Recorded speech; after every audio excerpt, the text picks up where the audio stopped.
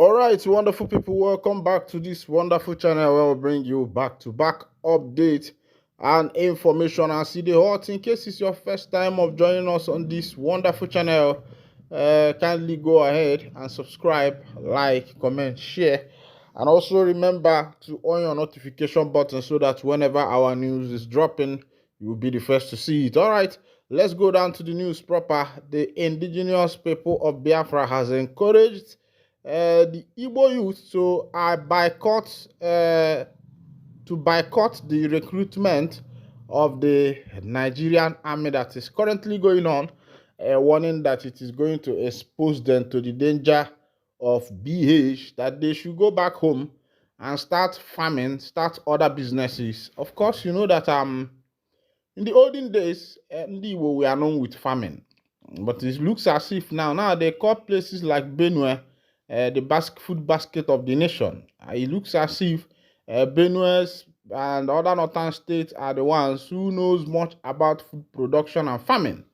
Well, in those days, for you to know a real Igbo man, he starts with checking how many yams that are in his barn, how many cows, how many goats, how many fowls he has. That's how you know a rich man. But these days, a lot of things has changed. Civilization, and sometimes the way Igbo tribe pursues after civilization, leaving their own, what they already knew, is sometimes appalling and annoying. Because ndị Igbo na-eme ha mebezi nke ha femebe ofe. The Igbo people were known as farmers. They were known as rich people, one of the richest in Africa then. But as it is now, even though they are still there, but they have forgotten the tradition of farming, tradition of rearing animals, farm animals, having farm. The women then are known with how much cassava they can produce with their children, how much cocoyam they can produce. The men then are measured with their yam barn. Maybe you are having 100 tubers of yam, 500 tubers of yam.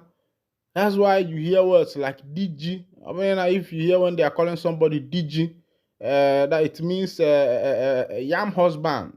It means that that person is a producer of yam. Is rich in yam produce.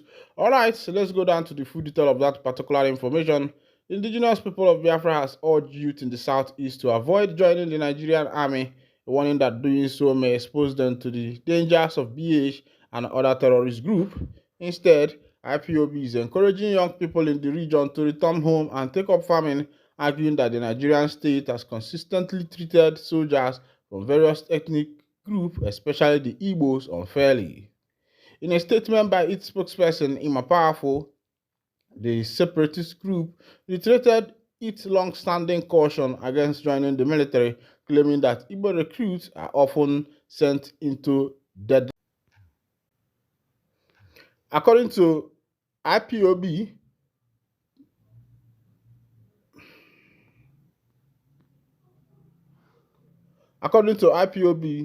these soldiers are being used as pawns in covert arrangements between Nigerian politicians and their Western allies. We have evidence of military barracks and police stations in the north being overtaken by terrorists. The statement continued. Meanwhile, the same government rewards the killer of these unsuspecting soldiers with cash, jobs, and scholarship under the pretense of them being repentant terrorists, eventually recruiting them into the same security forces. IPOB warned that many Igbo youths have already died in this state-sponsored conflict, and those who survive often return home physically or emotionally broken with nothing to show for their services. No Biafran youth should allow themselves to become a tool in the hands of the federal government, ECOWAS, or Western imperialists to be used against the people of the Sahel, Powerful said. Any Igbo youth who enlists in the Nigerian army is writing their name in sorrow. You will either be sacrificed to terrorists, killed by the state, or used as cannon fodder in prosy wars. And if by some chance you return alive, it will be in disgrace with no benefits, no honor. Ask those who have been part of these prosy wars what they gained. The answer is nothing. Instead of risking their lives in what IPOB called an unjust system, the group urged young people to return to their communities and take up farming. Just imagine what awaits you as an Igbo soldier.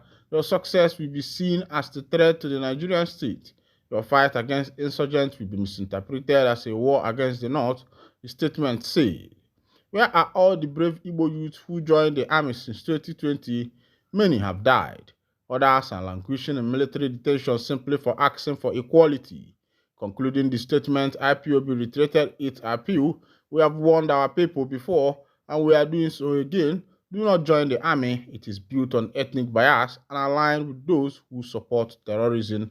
All right, welcome back. This is coming from Emaze Ima Powerful, who has encouraged the Igbo youth to step aside as regards the Nigerian joining the Nigerian army. All right, as they go, U.S. criticizes Nigerian import ban on agricultural and pharmaceutical facilities. Let's go down to that information and see what is happening there. The United States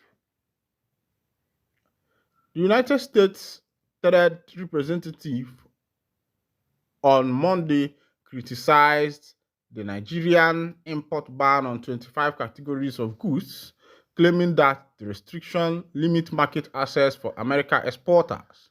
This came shortly after President Donald Trump introduced tariff on goods entering the U.S., with Nigeria facing a 14% duty. The USTR highlighted the impact of Nigeria's import ban on various sectors, particularly agricultural, pharmaceuticals, beverages, and consumer goods.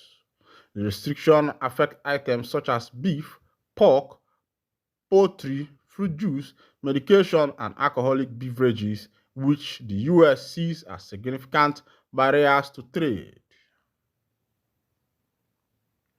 The agency argued that the limitations reduced export opportunity for U.S. businesses and led to lost revenue.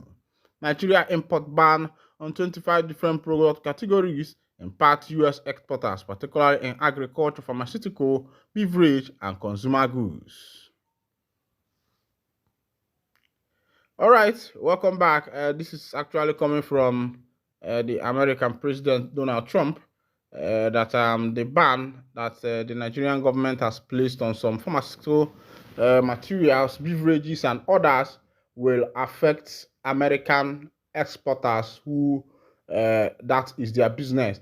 And the question I want to ask is that these Western countries, I don't know how they are seeing Africans, because when they implement their own ban, nobody questions them.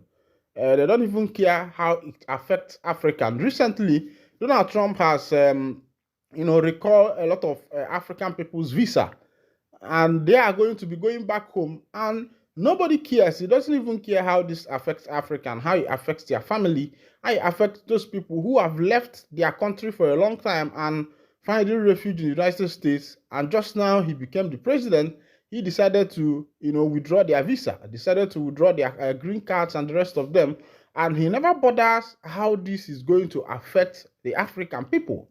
Now, the Nigerian government has placed ban on about 25 pharmaceutical and beverage products. America is now talking.